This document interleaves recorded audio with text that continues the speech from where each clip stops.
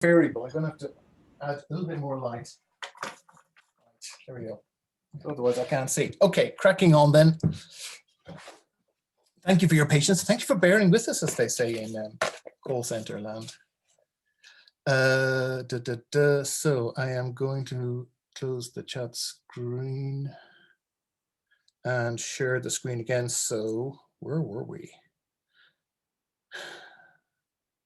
Well, we were just about there. Share, go back. So how's that looking? Is that okay for people? They're seeing a slide of sort? We are. Okay, yeah, I see Melanie. I'll take Melanie's nodding head as gestural. Okay, where were we? Okay, so, okay, I'll just start again. It was only a few lines. So in recent work, just waiting for the interview. In recent work, I've written about something called a strategy of supernormalization that provides an exit from the stark duality of natural and supernatural, or of the normal and paranormal. It offers a paradigm that thinks only in terms of differences of degree rather than of kind, of continuities, in other words. The category of the supernatural, be it found in religion, the arts, or even philosophy as a kind of spookiness, is re-rendered as structural, the inconsistent or hyperbolic state of the natural, the outsider whose position must be occupied by someone or thing, nature as an overfamiliar supernature. For instance, Henri Bergson upheld an ultra-strong realism towards the past, arguing in his 1896 book, Matter and Memory, that the past persists as real, immanent in the present, and not merely as an outside, transcendent representation of the past. In other words, when we recall, it is the past remembering itself, so to speak. The past is really here, in part, when we are having a recollection, not a present representation of the past. Right, okay. He even described how, in Matter and Memory, quote, when a memory reappears in consciousness, it produces on us the effect of a ghost, of a mysterious apparition, unquote. The past as spectre, as memory. Yet such paranormality can be brought down to earth without reduction or elimination through a double maneuver. First, there is the seemingly naturalistic reduction, the spectre seen as merely a memory reduction. But then there is a doubled refraction, whereby this ghost memory itself is inflated as a real part of the past. The reduction of the reduction. The part, memory, is not an irreal representation of the past, but an actual fragment of the real past surviving in a hyperbolic state as an apparent exception or inconsistency. The past as merely my memory becomes my memory as the past in part. And this partiality then is a difference of degree only, not a substantial one of kind. Or take the concept of time travel, which is another area of my recent research. I'll get onto teleportation one day. Leaving aside any technological means that might make physical time travel theoretically possible, or even mundane, the experience of being in a period of time outside of the standard Newtonian flow of our natural lifetime, its phenomenology, so to speak, can be reduced to a delusion or hallucination of some sort, perhaps with some underpinning pathology, or at least anomaly of the brain. Yet this reduction can itself be reduced so that we now see the brain hallucination itself as a kind of real time travel. Consciousness or experience as mere brain event becomes the conscious brain part moving in a new time, a kind of panpsychic time travel. Deflation followed by re-inflation. Such doubled reduction is what I'm calling supernormalization, a kind of low-key mundanizing of the supernatural, or an extraction of the supernatural by ordinary means. This use of the term supernormal contrasts with the contemporary usage of the term in biology and psychology that builds on Nicholas Tinbergen's pioneering work in ethology. There, a supernormal stimulus is an exaggeration of a normal condition, one sometimes eliciting maladaptive behavior. Some of you may be familiar with Brian Masumi's Deleuzian adaptation of this usage in his work on What Animals Teach Us About Politics. The super here, in both cases, is indeed a real excess. In my usage, however, the emphasis is on ordinarizing, if that's a word, it is now, the super through a reinterpretation of the normal, bringing it back to earth, so to speak, by enlarging our view of how the normal functions. In fact, my usage has more in common with that of the late 19th century writer Frederick Myers, who rejected the word supernatural altogether as meaningless. He coined the term supernormal instead to apply to phenomena which are merely beyond what usually happens, basing it on an analogy with the term abnormal. As he wrote in 1885, quote, "When we speak of an abnormal phenomenon, we do not mean one which contravenes natural laws, but one which exhibits them in an unusual or inexplicable form," unquote. The supernormal is the abnormal normal, so to speak. In this way, we can think of supernormalization as pure immanentism. There is an immanent continuity such that the supernormal is always already the so-called normal. Time travel is always already recollection, and not merely a mental time travel. The ghost is always already a pure memory. Or in other words, it was Kansas all along, Dorothy. Which brings me to philosophy, and in particular, what could be called Francois Laruelle's abnormal or non-standard philosophy. In fact, there is more to the use of these terms supernormal or ordinary than mere redemptive epistemology. If we look at mysticism as an example of a kind of spooky philosophy, we can see something interesting in Laruelle's approach.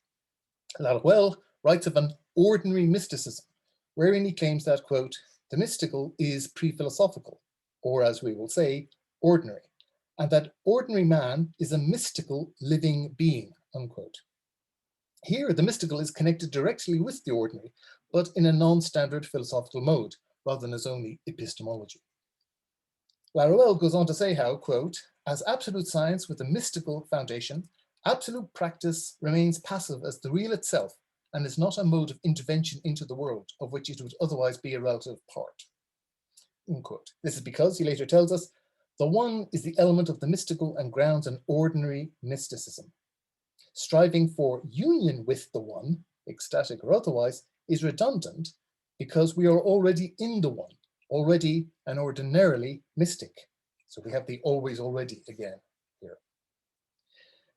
Now, one question arising from these thoughts so far, therefore, apart from what the hell am I going on about, is whether this one of Laruelle might be read as his version of the Bergsonian real, that is, the larger processes within which my memory moves me as a part.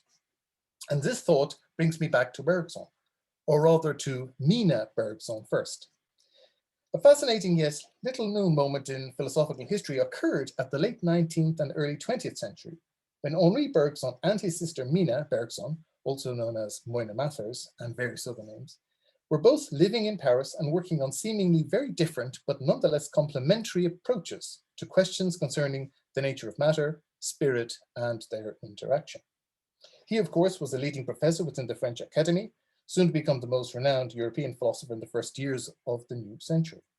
She was his estranged sister, though in her own right already celebrated as a feminist and occultist, performing on theatre stages around Paris, while also leading one of the most important occult societies of that era, the Alpha et Omega order. One was a respectable intellectual, the other a notorious mystic artist who, together with her husband and fellow occultist Samuel MacGregor Mathers, has been described by Denis Denisov as the neo-pagan power couple of the Belle Epoque. What a great title. Mina had moved to Paris in 1892, at about the same time that her brother Henri was working on his most important and strange book, Matter and Memory. Indeed, from 1900 onwards, she began to perform the rites of Isis in public to great acclaim.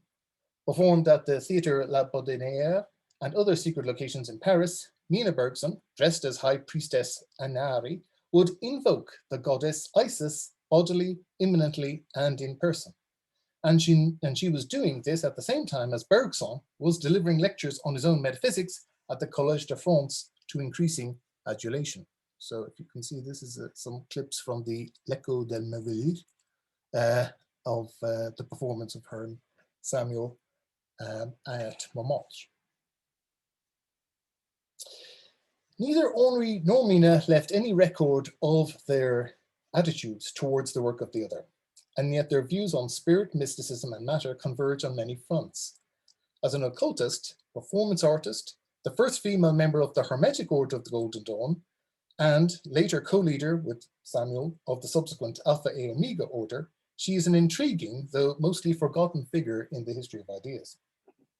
However, as a spiritualist and mystic, scryer, astral traveler, and image maker with significant ideas about spirit and matter, her work also throws a new light on the meaning of Bergsonian philosophy. What does that now mean? This is not to say that her role is simply to act as a supplement to her brother's thought. Her own writing makes this clear. Documents laying out her methods and ideas amount to 4 core manuscripts, at least that we have a hold of currently. Her 1926 foreword to the second edition of Samuel Mather's Kabbalah Unveiled, and 3 teaching texts or flying rolls. These flying rolls were types of lecture as well as an instruction manual for members of the Golden Dawn and Alpha A Omega. Alongside these writings, surviving documentation, props, and other paraphernalia from her and Samuel's activities in Paris.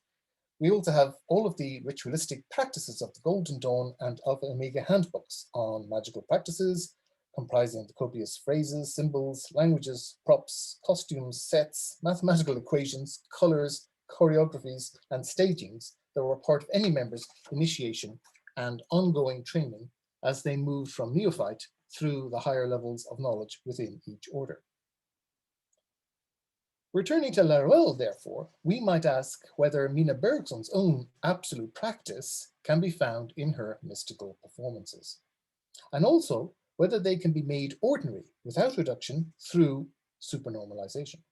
Indeed, in her own theorization of occult practices, we can go beyond any merely decorative and aesthetic interpretation to find her use of costume, props, movement, and posture all playing a role as valid forms of knowledge, equal to any science of the one. Yet, how would Laruelle's proclaimed democracy of thought, where all kinds of thinking are equalized, stand alongside the secret and private personal knowledge that purportedly belongs to certain mystical practices, such as the very ones found in Hermetic orders like the Golden Dawn? Theirs is a knowledge that seemingly is only laid down in clandestine writings, pictures, and diagrams. I'll be showing some more diagrams in a moment, or performed in special mysteries, or spoken in esoteric languages. Can such avowedly occult knowledge also participate within a democracy of knowledge? A valid question for sure. But this is precisely my point, I hope, and another reason for this engagement with Mina Bergson's ordinary mysticism, as I'm trying to describe it. That is, as a test case for the Laruellian equality of thought and knowledge.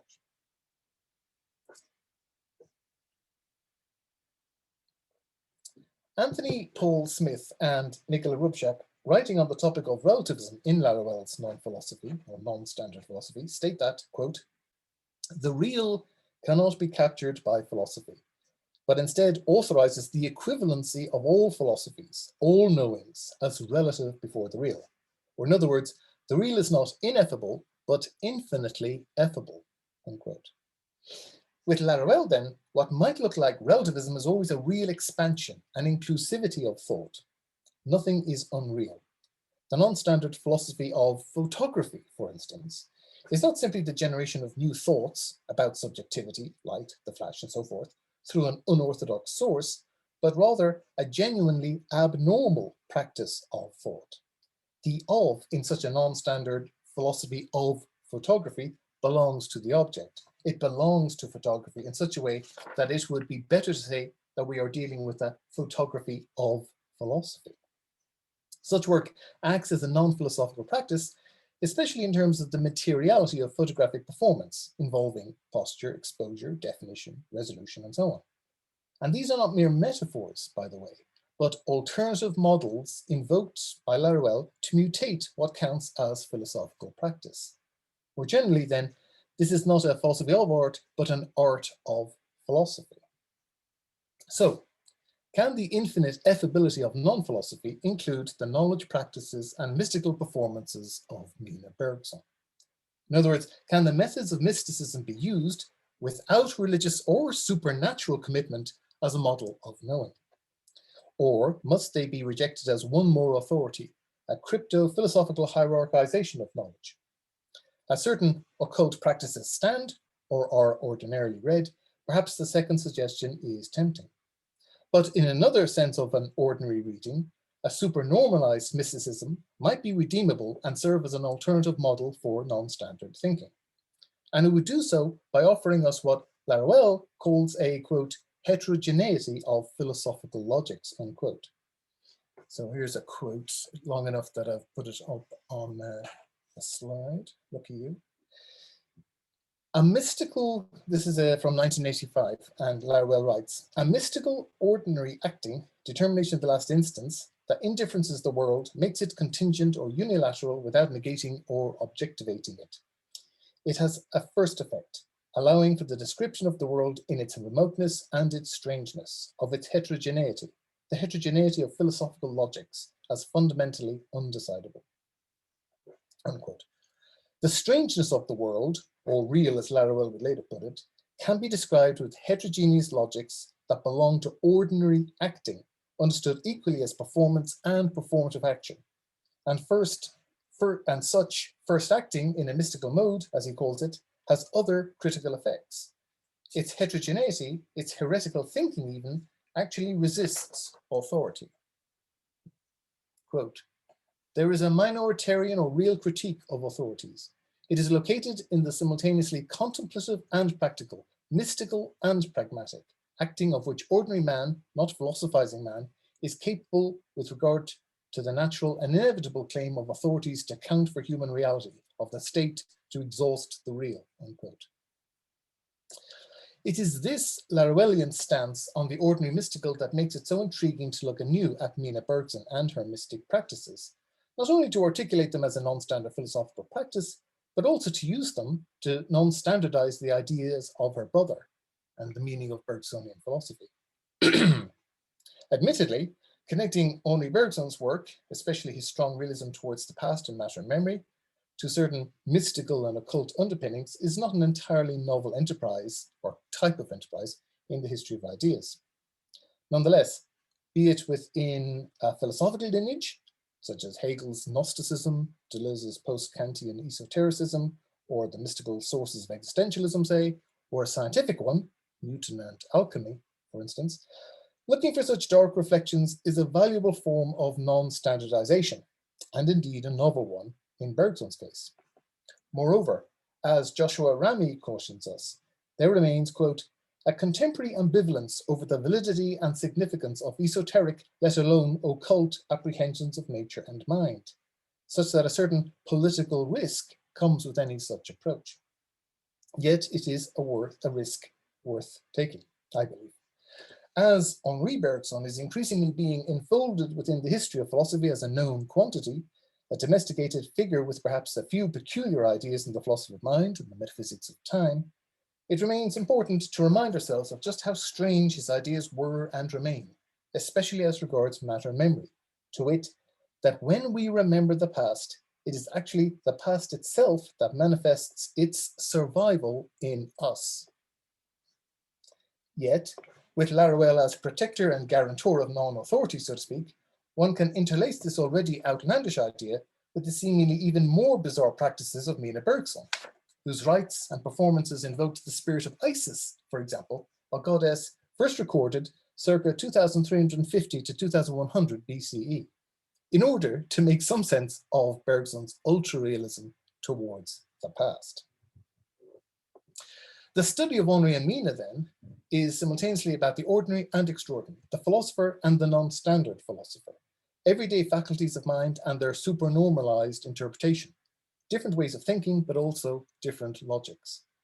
To personalize this difference with names, we may say that where Henri writes a philosophy of mysticism, in fact, he eventually does in his 1932 book, Two Sources from Art and Religion, then Mina Bergson performs a mysticism of philosophy throughout her life.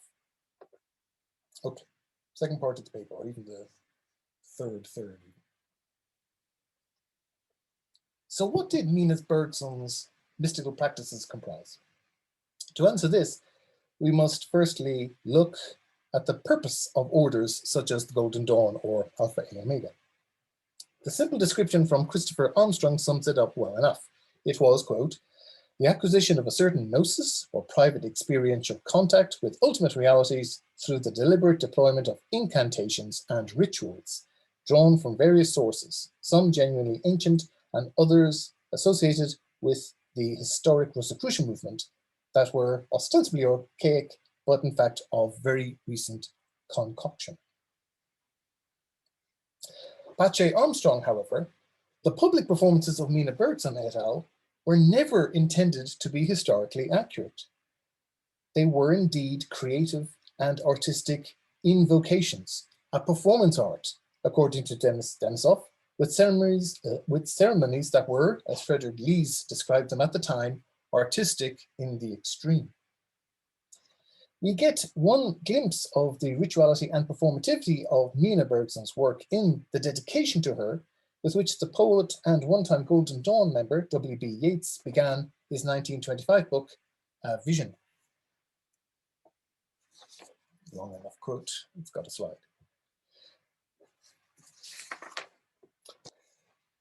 Perhaps this book, he says, has been written because a number of young men and women, you and I among the number, met nearly 40 years ago in London and in Paris to discuss mystical philosophy.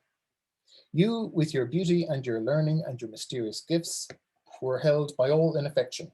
And though, when the first draft of this dedication was written, I had not seen you for more than 30 years, nor knew where you were, nor what you were doing, and though much had happened since we copied the Jewish, I'm not going to say that, explicit name, with its 72 names of God in Hebrew characters, it was plain that I must dedicate my book to you.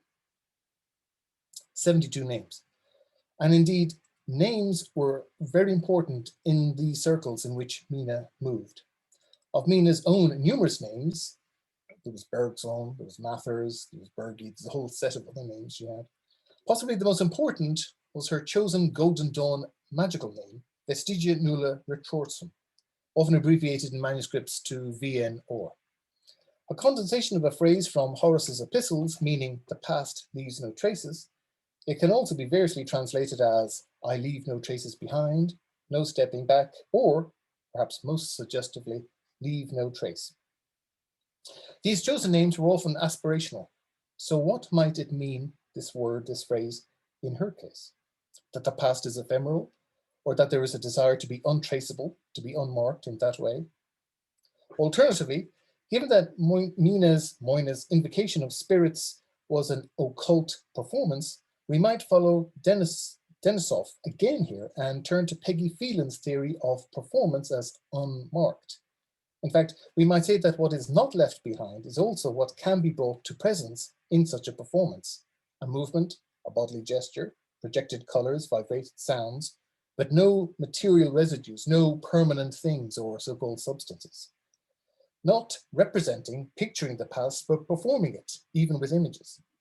And no spooky substances either, no confusion of matter and spirit. Indeed, the very idea of seance or ectoplasm was anathema to the Golden Dawn and the Alpha and Omega. They did not practice that kind of magic. What Mina will describe eventually as the spiritualization of matter is not its transubstantiation, but its ephemeralization. Now, another constant aspect of her work is the impression of someone who, far from being the stereotype of an ascetic contemplative, was a woman of action in her mysticism. Not only had she co-founded a temple and established a major occult order in the Alpha and Omega, her public rites enacted what Denisov describes as a feminist ritual performance. Mina herself wrote that the mystic, quote, should not retire from the world, that it is better to live amongst others and influence them by our example, unquote. In her 1926 preface to Kabbalah Unveiled, she adds that mysticism, quote, is a system eminently suited to Western occultism, which a man can follow while living the ordinary life of the world, given that this is understood in its highest sense. So unquote. So much then for the hermetic or enclosed. Here, the active mystic meets with the ordinary person, and in something like Laruel's sense too, I would argue. The need to restrain oneself from the usual stereotypes of the mystic of egocentricity and monomania were also uppermost in Mina's descriptions.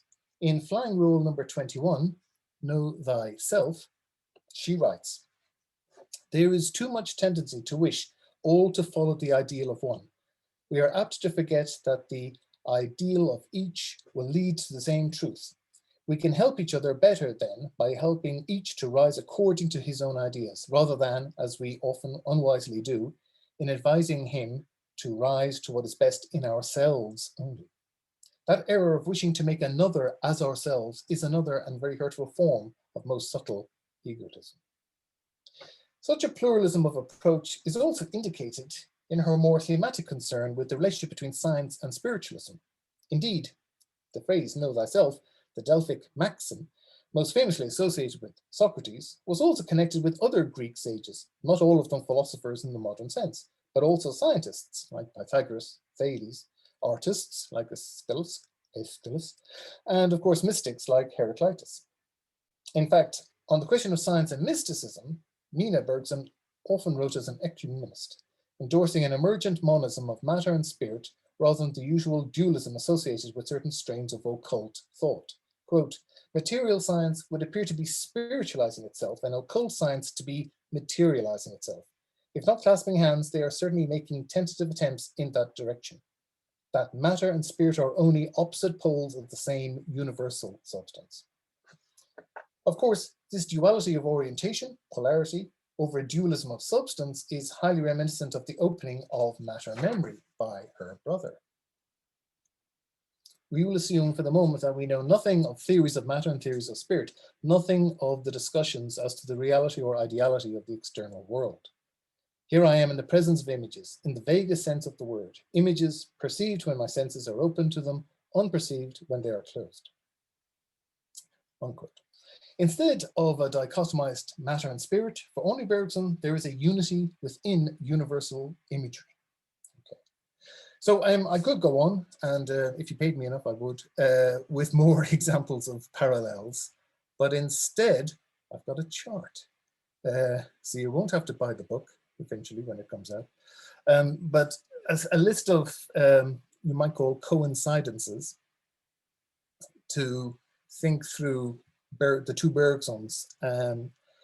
Some interesting areas, the idea of pure perception in Bergson and scrying in Mina Bergson can be very nicely looked at. Their use of diagrams, the use of rhythm, the notion of the astral plane, an astral projection, and Bergson's notion of the virtual. All of these are given their moment in the sun, so to speak, in analysis as I kind of put together some parallels. A lot of this is, standard type of argumentation, although there is a twist to the format of this research. One interesting thing is an interesting parallel in diagrams. Here again, I'm just being suggestive and throwing these out, but these are some classic diagrams for those who are fans already of Henri Bergson, diagrams from Matter and Memory. Here are diagrams from Kabbalah and Enochian notions to be found in the Golden Dawn handbooks. And other connections, these are diagrams you can find in the Golden Dawn and the classic and Kabbalah type material that have a nice diagrammatic relationship to a famous diagram on the one on the right from Matter and Memory. I'll just leave that one up there for now. So by way of a part conclusion, my conclusions come in two halves, so to speak. Let's get that quote actually, so much for the even better. The following is a quotation from Bergson's lecture, The Perception of Change, given in 1911 at Oxford University. And this is one that, gives us a glimpse of his ultra-realism towards the past. Let us reflect for a moment on this present, which alone is considered to have existence. What precisely is the present? My present at this moment is the sentence I am pronouncing. But it is so because I want to limit the field of my attention to my sentence. This attention is something that can be made longer or shorter, like the interval between 2 points of a compass. Let us go further.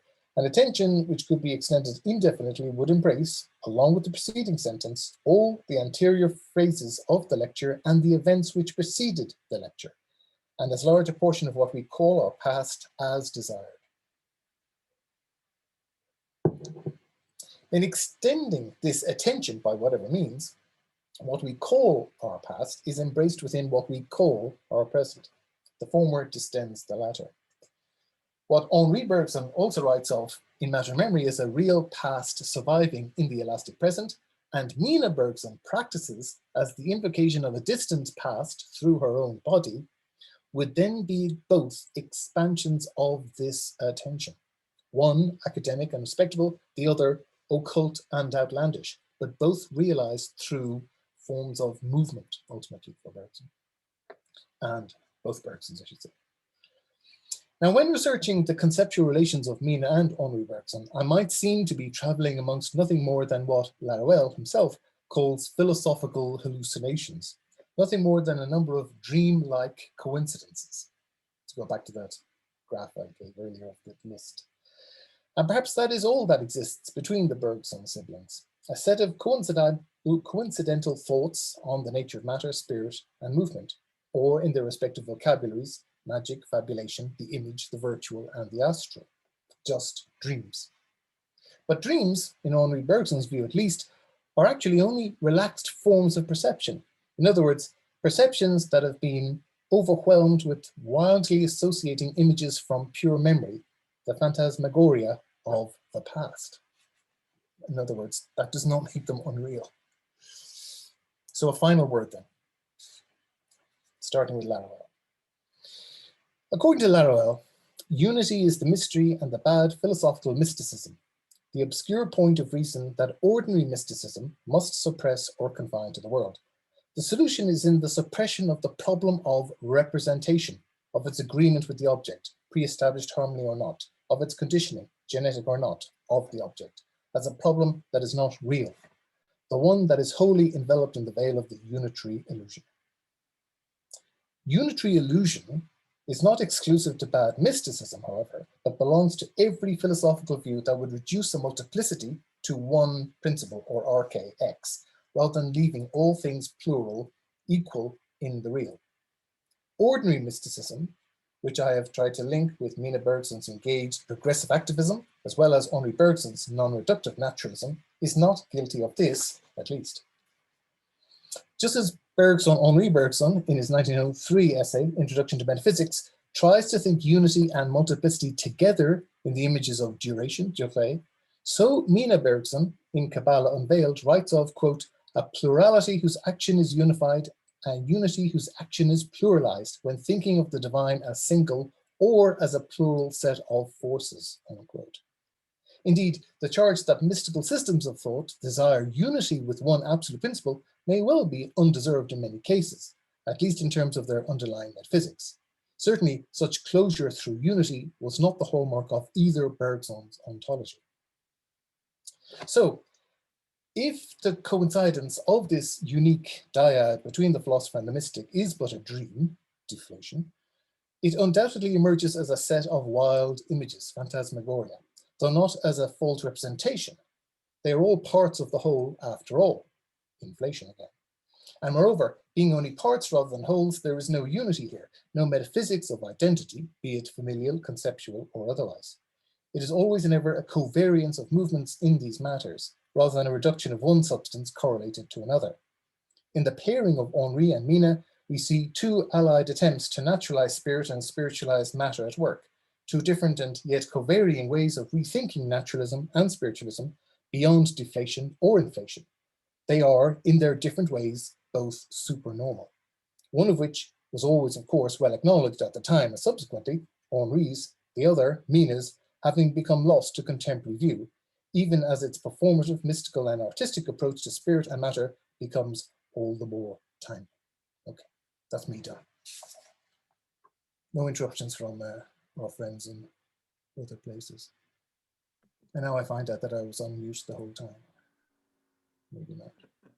And here's a little wee glimpse of the contents page of this book, if it comes out. Hopefully it does. And what's interesting to me, at least, is the form. If you'll see, it has certain subsections which follow the progress through knowledge within the Golden Dawn system, Zelator, Ipsissimus, Theoricus, and so on and so forth. Analyze these with particular ideas in materialism and philosophical thought. But that's me done for now. I'm going to stop sharing. Yeah, I wasn't on mute. That's good. Thank you very much, John. That was wonderful. I think we can open up things for questions, comments for him.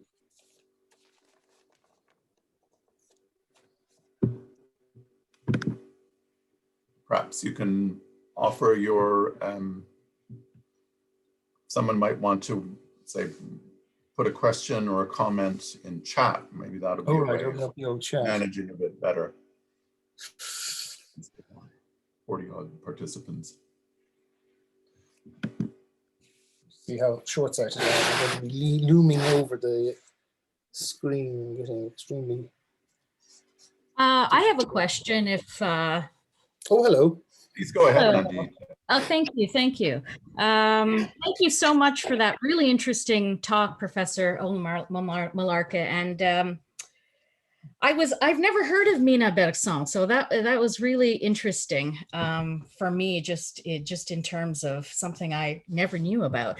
And, you know, in some senses, I can't really claim to be a Laruelle expert either. So I guess my question is something that I've sort of been thinking about. I'm working with a student right now, Jeremy Smith, at the Theory Center, who is also working on this question quite rigorously. And it has to do with this idea of the democracy of thought. And I suppose just to be a little bit, play devil's advocate, I'm really wondering, really to what extent Laruelle is being novel here, because, and I'm wondering also to what extent the concept of democracy is the mot juste here, because if I think of the term democracy, you know, a few things come to mind, you know, deliberative democracy, a la Habermas, et cetera, which we can just take off the register here. But I think of radical democracy in terms of, you know, just for, as an example, Chantal Mouffe's argument.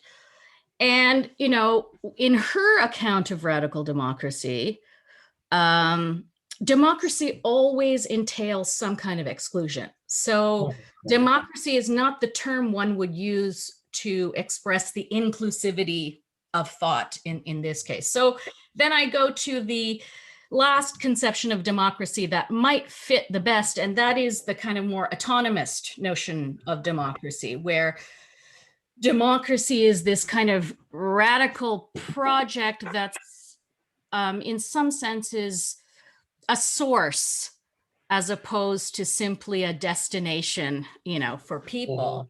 And I think that's where you see democracy as inclusivity in the sense maybe that Laruelle intends it. So, and yet I'm sure if Laruelle were here and I asked him, because I've done this before, he would deny that the term as he means to use it has anything to do with those other terms. But I wonder, in your opinion, why the word democracy? And isn't that a kind of loaded term here to talk about what you, I think, very nicely put as the inclusivity of thought?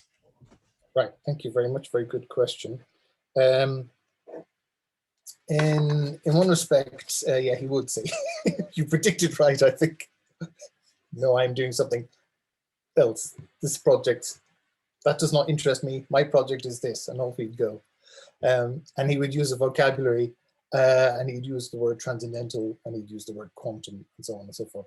And anything that, you know, because it's difficult to read. And I realize as I'm quoting Laruelle, like for every single quotation, you could have another paper to explain, but then you'd never get going, never do anything new with Laruelle.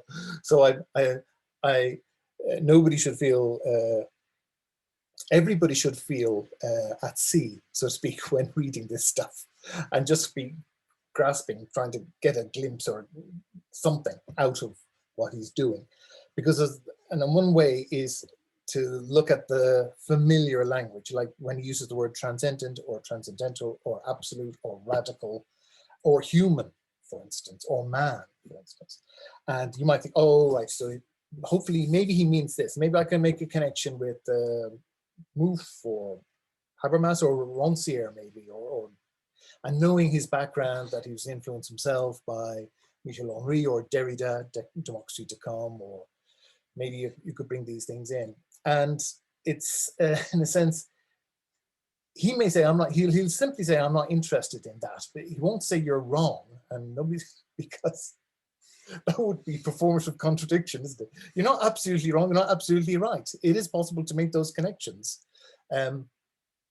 to conflate them, and obviously to reduce and identify, oh, that Laruelle is simply doing this. It's been done before, absolutely. That would be another, in a sense, absolute position that you wouldn't go for. In these early texts I've been citing, actually, use of the word absolute, where now he would use the word radical, which is a different phrasing. And he's against the absolutes, very much as Bergson was, that there is always mutation, always change in that way. So, yes, you could say democracy to come might get closer.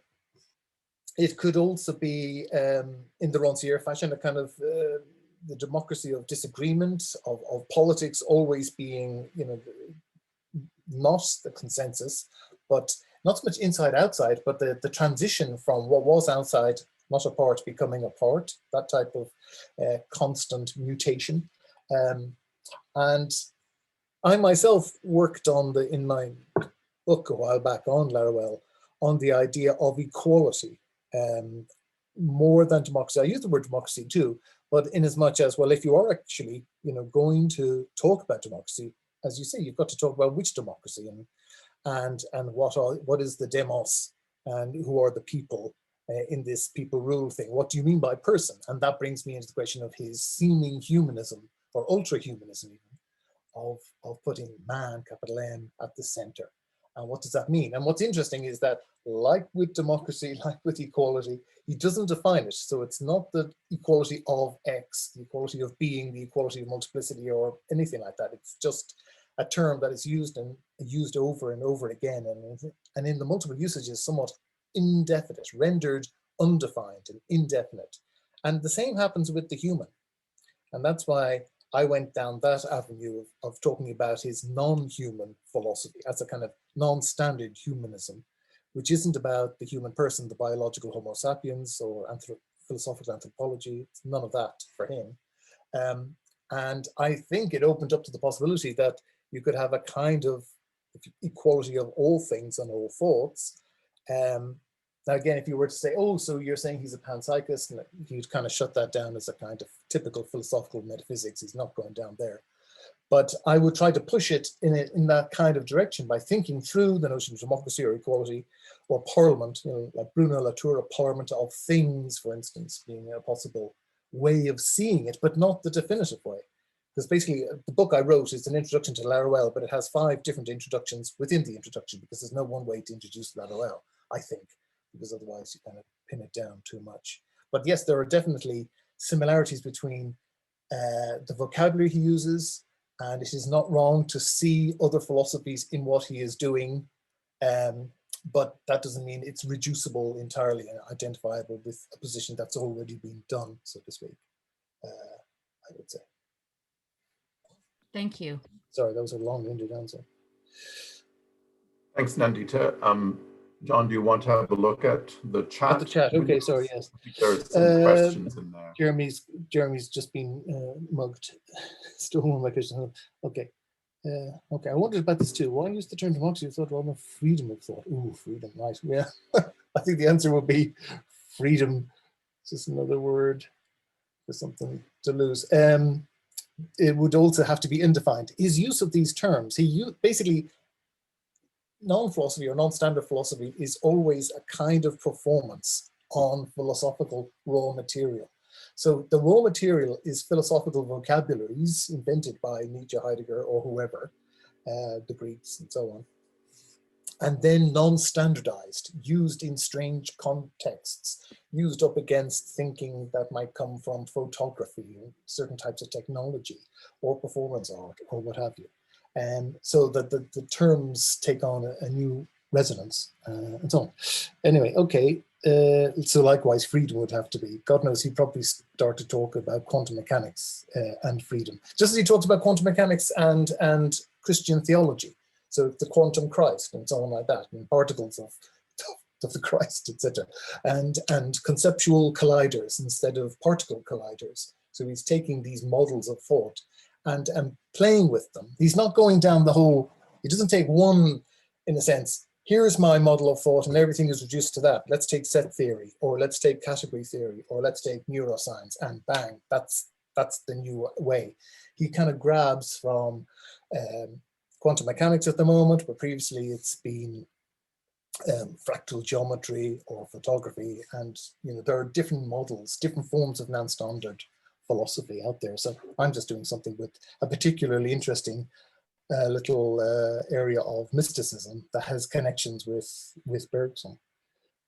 Condescending to say little, I shouldn't say that. Anyway, hi John, thanks for the paper. I wonder if you do delve into the quantum aspects of his book. Was the spooky philosophy and organization of super? I keep away from the quantum stuff, other than a bit of entanglement, etc., as everyone does. No, because I'm too old to retrain and to do a proper job of doing the quantum stuff. Even if if you're to write a book on Badiou, to do it really well, like somebody like Peter Hallward, you've got to do an awful lot of set theory.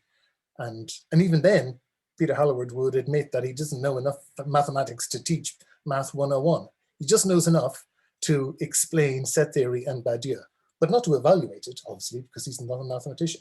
To imagine doing the same thing with quantum theory and Laruelle is a younger person's enterprise. Let's put it this way. I don't want to kind of depress anyone. It's possible, and maybe there is a Karen Barad out there with a maths, physics, philosophy background who can do the quantum and Laruelle some justice.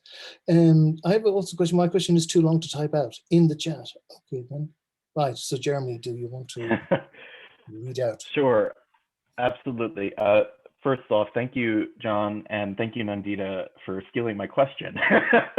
But I think one thing, I mean, I typed out this question in advance, so forgive me if this sounds like, too robotic to say out loud.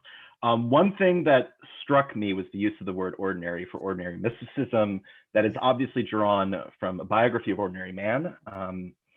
Their mysticism is described as ensuing from the order of the ordinary, that is to be stronger or autonomous in relation to the principle of reason. This is from Theorem 65 from biography, and is more indicative of the foreclosed or silent nature of the one, in the sense of a mystic, where you are shut in, or ordinary man, and the contemplative side that arises when ordinary man does or contemplates. What they do is no longer constitutive of reason, the world, or even religion.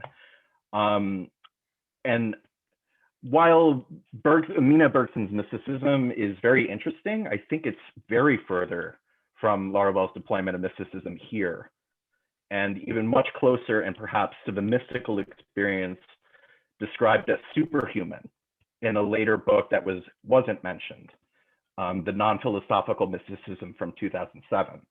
Which particularly criticizes Neoplatonism, Russian Hesychism, Eckhart, and others as occasional material to construct a philosophically or religiously weak mystic fiction. So for me, this is a bit troubling because it's not just in terms of periodization between a 20-year difference in writing and publication, but also the context of what is meant by the ordinary as it is detailed in biography. So besides the demos of this ordinary mysticism, I think what I'm curious about is what you are defining as the ordinary here, as employed, and perhaps describe and how one is able to reconcile the mysticism that is specific to ordinary mysticism with the mysticism of this later work. Okay, right, sure. Does that make sense? Okay, so Okay, response strategy 1 is that this is just a part of a larger project, and you're going to have to wait for the chapter where I do talk about, etc., etc. That said, you'd be waiting a long time because I probably won't. It's a book on Mina Bergson and Henri Bergson, with Laruelle as, in a sense, in the background. I'm not writing another book on Laruelle. I'm tired. So yes, it would not be, shall we say, periodically correct, in as much as, firstly, the biography is from an earliest phase of the non-philosophical project. And the whole notion of equality of knowledges comes from, as you know, the third phase, which is his most, in a sense, pluralistic. And there's 5 phases, and we're going to get in, as the Americans say, inside baseball, but we don't want to do that. So there are 5 phases to Laruelle. The best one, my favorite, that's on my t-shirt, is number 3, because it's the most pluralistic. And in that sense, the equality and indefining and democracy. And in a sense, it's a kind of epistemological, methodological exercise, what's going on in number 3. And I am using that Laruelle in the background, whether I be talking about photography or posthumanism in my prior work, let's say on Laruelle, or now in the case of mysticism. So it's that Laruelle in the background, which of course is, in a sense, anachronistic or kind of breaking the. That said, he himself, you could justify it, he says that these should not be taken as sequential, these waves. You could do a history of ideas to show how his thinking has developed, but he himself says it's not meant to be sequential. They should be regarded, using quantum language, as waves, for instance, and they interfere with each other, etc., etc. And you could take it in that kind of asynchronic fashion if you are, which is an apology or defense, if you like. But I'm certainly using phase 3 to then use language, which he'll use, yes, in earlier phases and in later phases, like ordinary. And in order to, in a sense, practice a Laruellian indefinition of the ordinary. So it's not a mere coincidence, and it's nothing to it, I think, that he uses the language of mysticism and so on and so forth. Yes, he has, when it comes to Neoplatonism and so on and so forth, given his own capitalization of real or one, etc., he is quick to shoot down people who are trying to subsume it into a philosophical position, and hence he will resist that kind of gesture. But nonetheless, I think there is something in his use of the notion of active ordinary mysticism that can be found. Of course, yes, the language of Mina Bergson is very much of its time, turn of the 19th century and so on and so forth. But in terms of the practices and performances and paraphernalia, it's not just the writings, but the other stuff that you'll find in the libraries and archives. If you have a chance to visit the Grand Order Lodge in Holborn, there's all sorts of strange stuff they've got there. Or the Museum of Witchcraft down in Cornwall, they've also got quite some paraphernalia surviving from members of the Golden Dawn and so on like that. Costumes, props, all sorts of things, which can be theorized as a type of performance art or installation even, given that she also decorated temples, created literally physical built-up temples in what she was doing.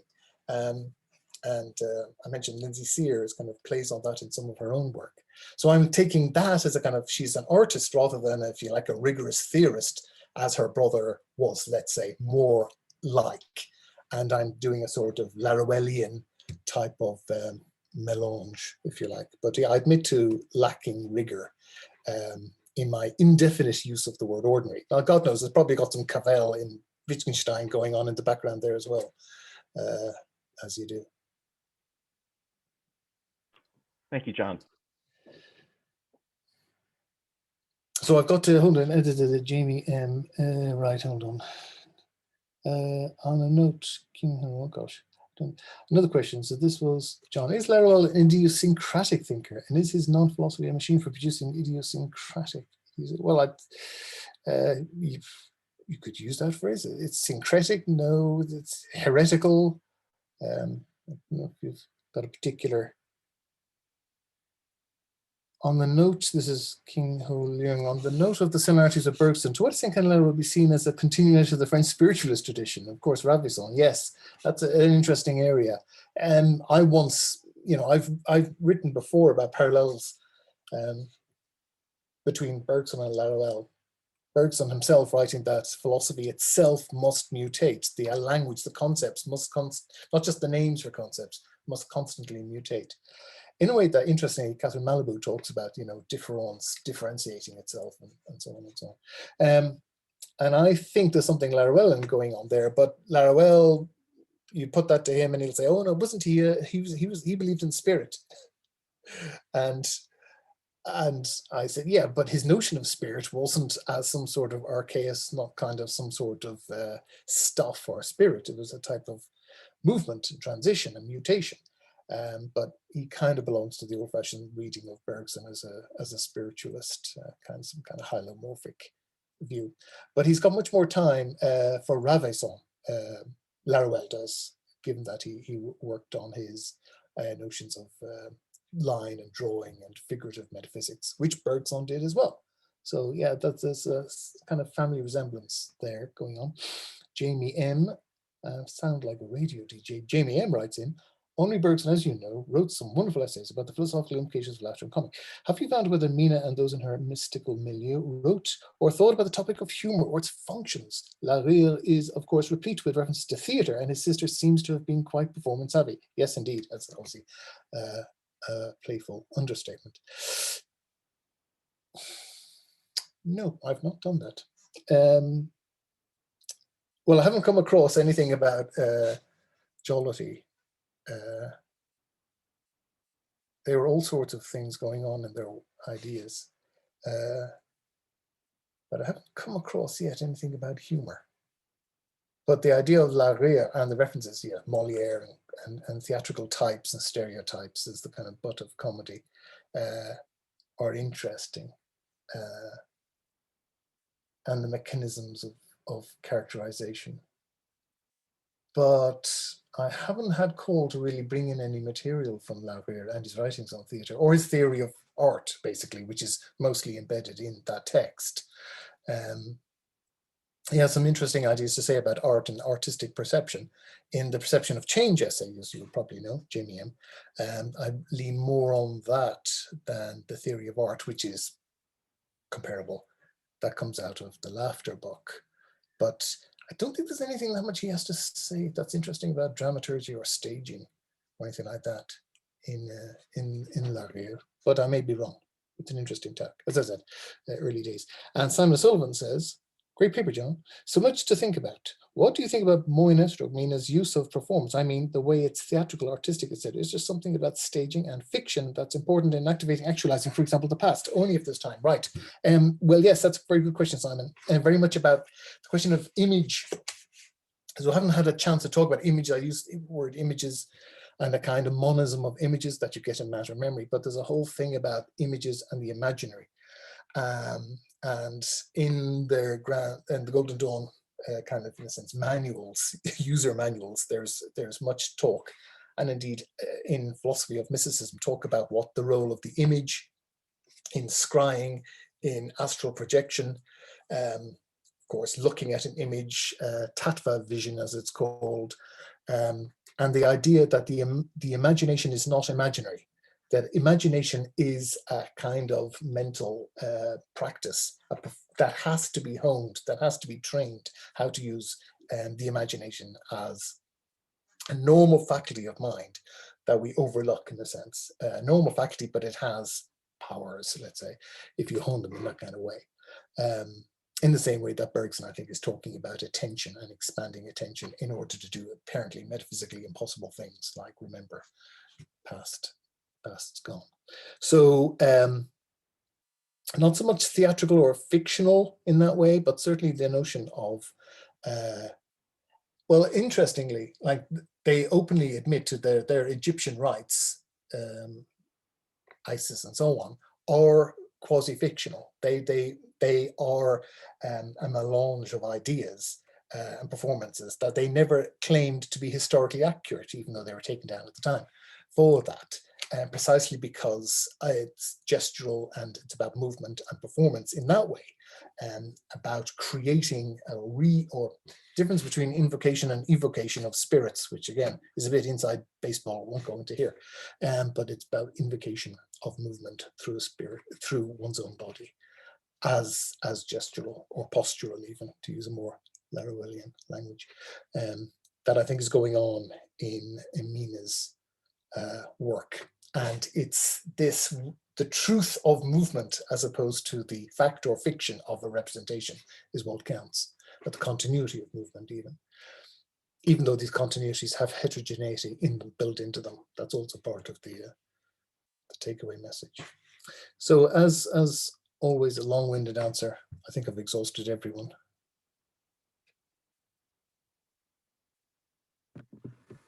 Are there any other questions or comments for John?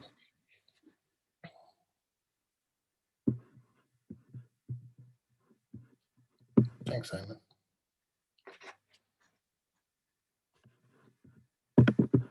Well, if there are no more, is there another question? No? Don't think so. Well, if there aren't no more comments or questions, please join me now in thanking John very much for a fascinating paper, and I'm looking forward to that book. Thank you, Ellen and Melanie, and everyone for coming along. Oh, I see, you can do virtual class. I didn't know that. That's amazing. I feel affirmed. No, it's nice, seriously. It is nice. Wouldn't it be nice if the Russian hacker came in again with a we were here all along. We really loved it. With his own performance. Yeah, maybe it was somebody from the astral plane. Nothing electronic at all.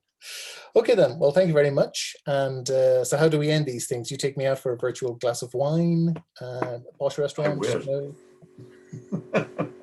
It's just me and my pot noodle alone again. One more.